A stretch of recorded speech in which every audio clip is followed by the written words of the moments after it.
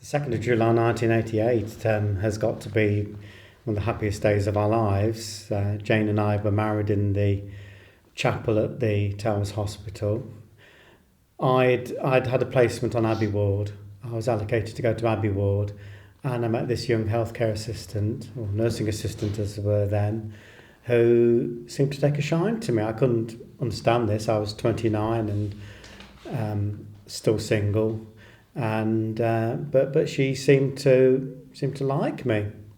And on one particular day, she sat on my knee and asked me when I was going to take her out, and so I took the hint eventually, and we started seeing each other.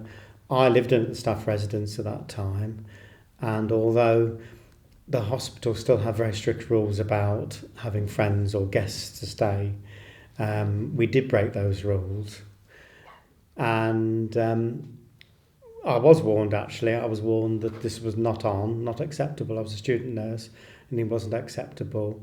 And but I still continued. In fact, I think I was even given a bill at one time for Jane staying over. I think this was one occasion that if I actually hadn't stopped over, we'd had a heavy snowfall, and a lot of staff weren't able to get into work that day.